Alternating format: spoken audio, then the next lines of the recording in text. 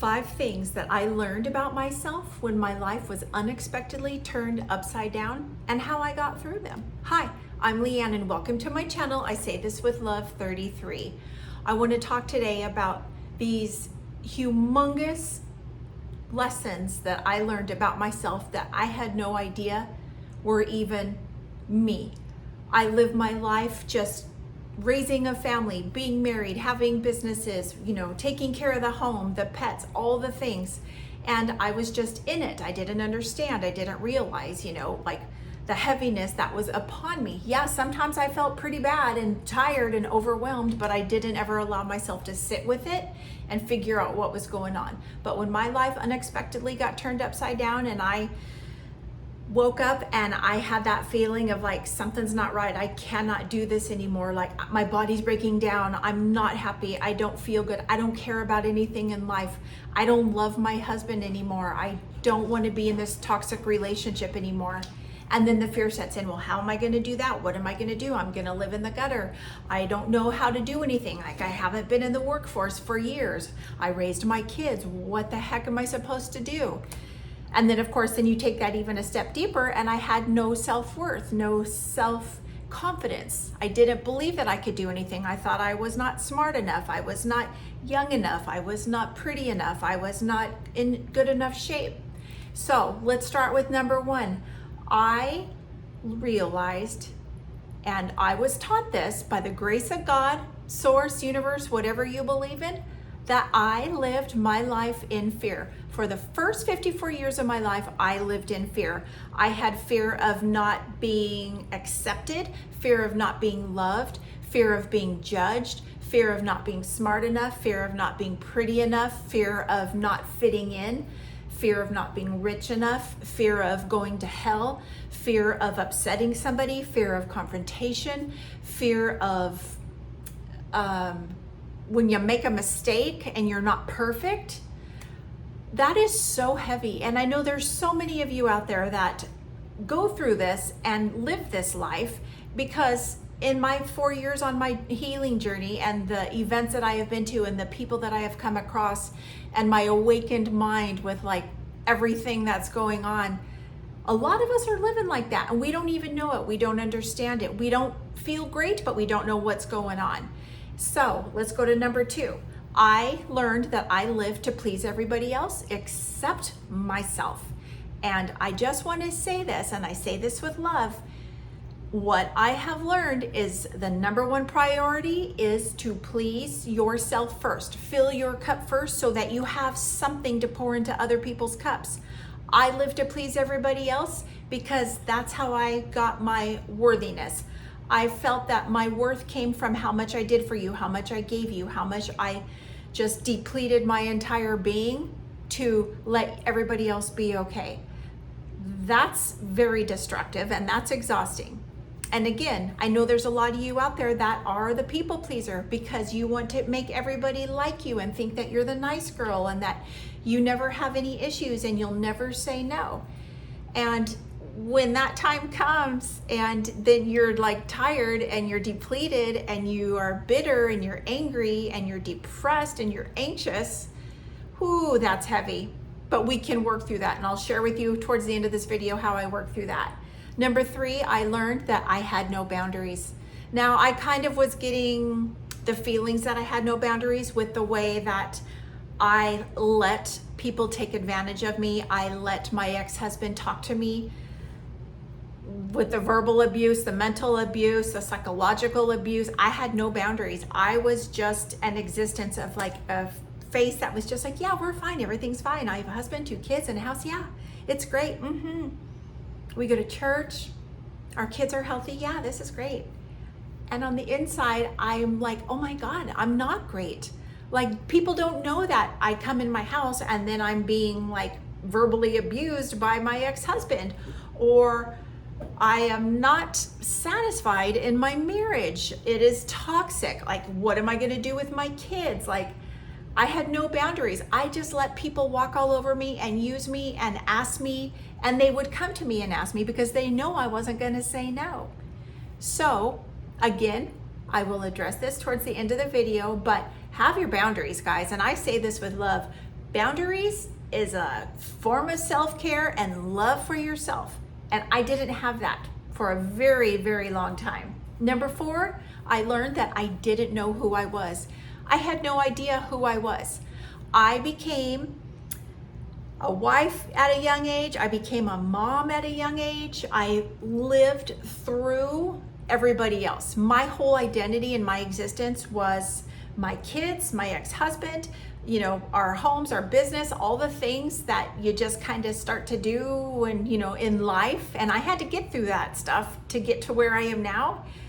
And hindsight, I see that. Like, I had to go through those spaces of learning and challenges and not having boundaries, being a people pleaser, living in fear, and not knowing who I was. I had no self-identity to get to where I am now, because now I have healed all that and I'm living in bliss.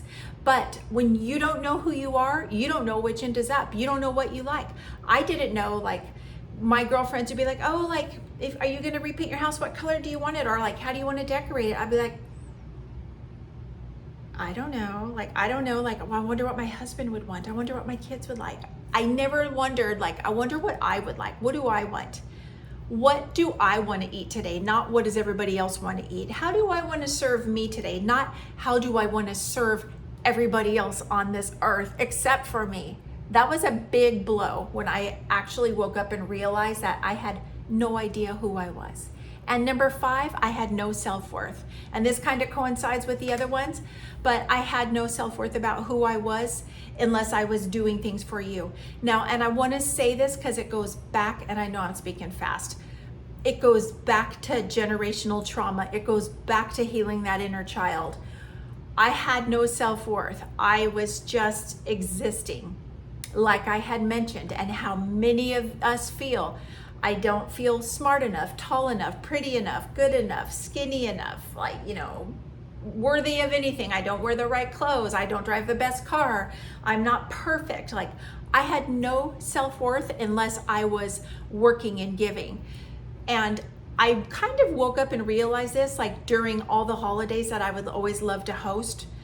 And I would just be working myself like a dog for like a month prior to that, getting every nook and cranny in the house clean, doing the menu, shopping, preparing, cooking, doing all this stuff. The people come on the day of the event and I'm just working the whole time. I never even had time to like stop and visit and sit with people. And you know what? That was probably unconsciously happening because I didn't feel that I had anything worthy to say. So I kept myself busy around the house, in the kitchen, filling people's drinks, making sure there's enough appetizers, cooking more food, serving dessert, making the coffee. It is so sad to think that so many of us out in the world feel that way. It is so heavy and so, like, I don't know, just harsh. But I know we have to go through that to get to another space. It's all a lesson of learning.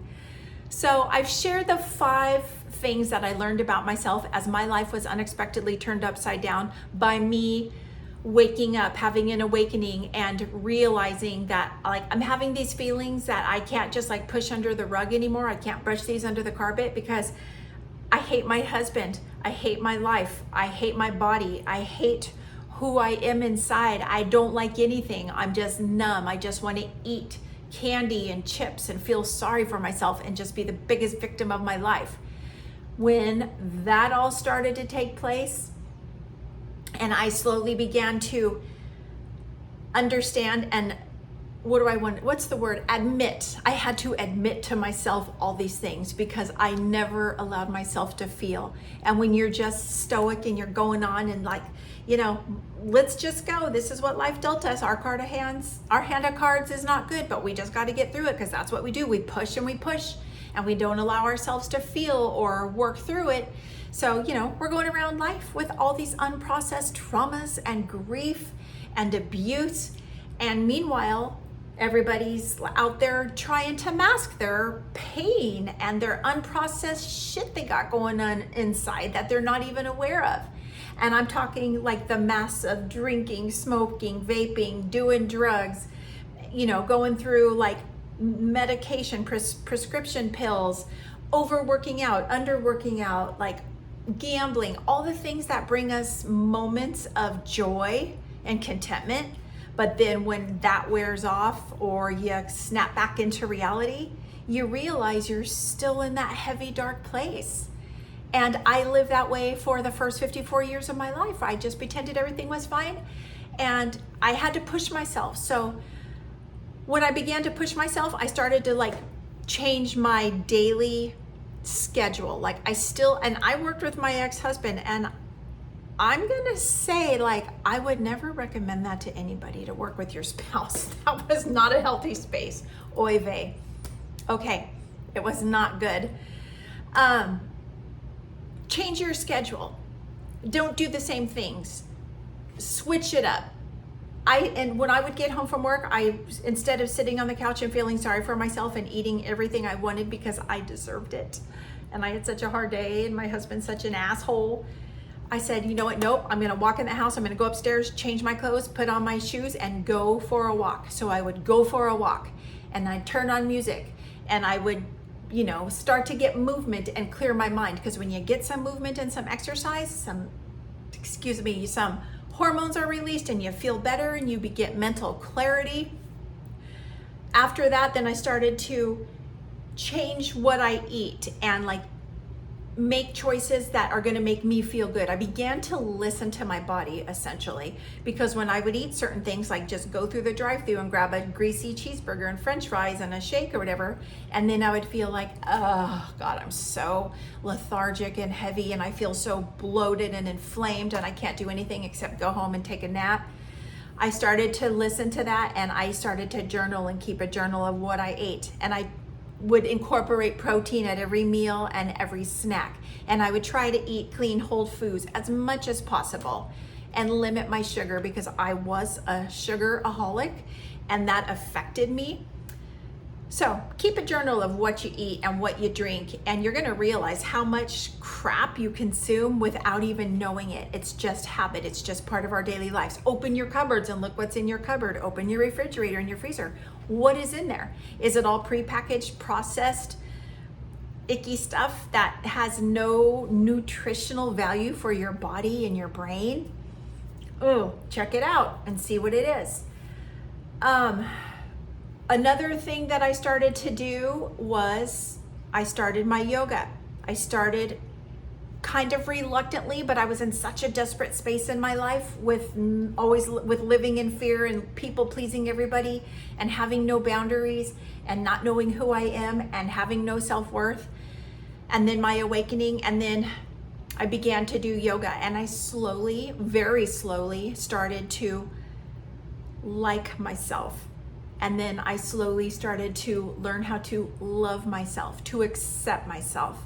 Now, these things are huge, and I say this with love because it is not easy. And if you are in this space, if you're on the path of all the things that I have mentioned in my 5 things that I learned, living in fear, no boundaries, people pleasing, not knowing who you are, and having no self-worth, it's heavy. And I have compassion and love for you. But know that you can grow out of that. You can change your ways. You can come back to yourself and heal. It's going to take time. There's no magic pill. It's going to take a choice for you to say, I can't do this anymore. This isn't in my best interest. I'm not happy. I'm not healthy. It's okay. I have to relearn who I am and how to love myself. And then everything's just going to kind of fall in line. It's beautiful. Throughout yoga and learning, and they say yoga is a moving meditation, and in yoga, you have movement. It's breath to movement. And it started to work my body, have me become more flexible, more mindful. I became more aware of my surroundings and what my body was telling me. You gain mobility, you gain peace, because yoga is an inward journey. It's not about bending over and touching your toes, and I can't do yoga because I don't know how to stretch. Yoga is an inward journey. And in many yoga classes, you can, you do Shavasana and, a form of meditation. and accepting who you are and loving who you are. And I'm gonna have to say, like, yoga throughout my 4-year journey that I have been on is the most significant form of my healing and bringing me back to myself that I can possibly say. Like, I have been to meditations, I have been to breathwork sessions, I have been to seminars that were absolutely phenomenal to go in and heal the inner child and generational trauma. But as a consistent daily practice, doing yoga and becoming a yogi is so, like, amazing. I'm gonna have to say, like, yoga saved my life. Yoga found me, and they say when the student is ready, the teacher will appear. And I know that to be true in my own experiences, because I was definitely ready for some spiritual aspects in my world and for some love and unconditional love for myself, and to drop the ego and accept me where I am. Hold space for where you are, wherever you are at in your life, and know that you are exactly where you are supposed to be. And everything that is going on in our worlds, we co-create it. And changing my mindset from, like, I'm a victim and poor me and my ex-husband's so mean to me and I'm just this poor sweet girl that is so nice and does everything for everybody. Oh man, like, wake up and smell the coffee, girl. You created your own world, my own chaos. I lived in such fear of not having all these things that it actually manifested, and that is the way life works.